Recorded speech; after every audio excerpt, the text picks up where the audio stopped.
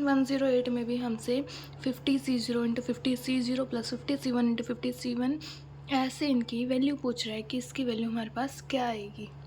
तो देखिए हमसे इसकी वैल्यू पूछ रहा है। अब इसको हम क्या लिख सकते हैं, 50C0 इंटू 50C0, इसको 50C1 into 50C1 up to 50C50 into 50C50 लिख सकते हैं। अब ये देखिए 50C0 50C1 ये किसका एक्सपेंशन बन रहा है हमारा, 1 प्लस एक्स की पावर 50 का बन रहा है। 50C0 plus 50C1x up to ये चलता रहेगा। ये हमारा ये भी x प्लस 1 का एक्सपेंशन है हमारा, x plus 1 to the power 50 का। ठीक है जी, इसे हम क्या लिख सकते हैं, 50C0 x to the power 50 plus 50C1 x to the power 49, ये भी ऐसे चलता रहेगा।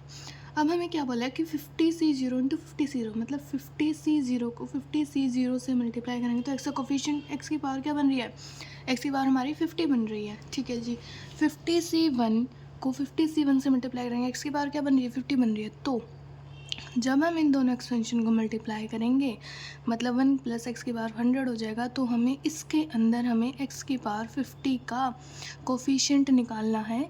क्या होगा देखते हैं इसके अंदर क्या होगा, 100C r माइनस 1 की पावर हम कुछ भी करेंगे 1 ही रहेगा, x to the power r minus 1 हमारा 50 हो जाएगा। तो r की वैल्यू हमारे पास 51 आ जाएगी। तो r की वैल्यू जब हम यहाँ पे 51 पुट करेंगे तो हमारा बाइनोमियल कोफिशिएंट आ जाएगा 100C50।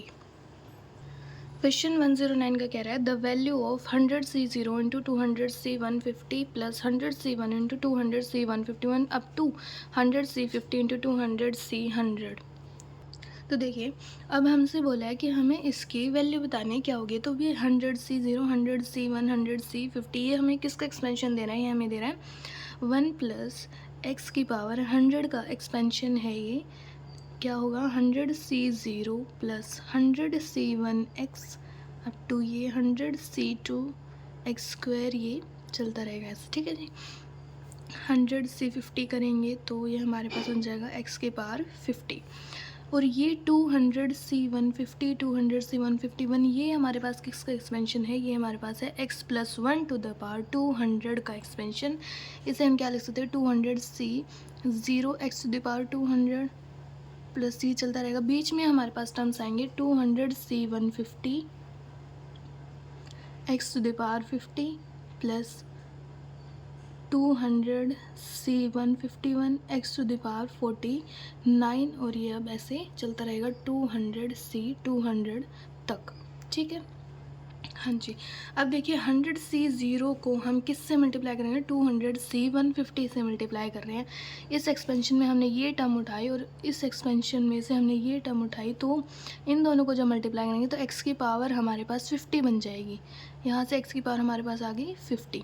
अब जब 100C1 को मल्टीप्लाई कर रहे हैं 200C151 के साथ तो x की पावर हमारे पास 50 ही बन रही है। तो जब हम इन दोनों एक्सपेंशन को मल्टीप्लाई करेंगे हमारे पास आ जाएगा 1 प्लस एक्स की पावर 300। तो हमें इस एक्सपेंशन के अंदर x की पावर 50 का कोफिशिएंट निकालना है। तो वो क्या होगा 300C r माइनस 1 की पावर कुछ भी करेंगे तो 1 ही रहेगा, x की पावर r माइनस 1 को हमें 50 के इक्वल करना है क्योंकि हमें 50 का बाइनोमियल कोफिशिएंट चाहिए। तो r माइनस 1 जब 50 होगा तो r की वैल्यू हमारे पास 51 आ जाएगी। तो यहाँ पे r की वैल्यू 51 पुट करेंगे तो क्या आ जाएगा 300C50।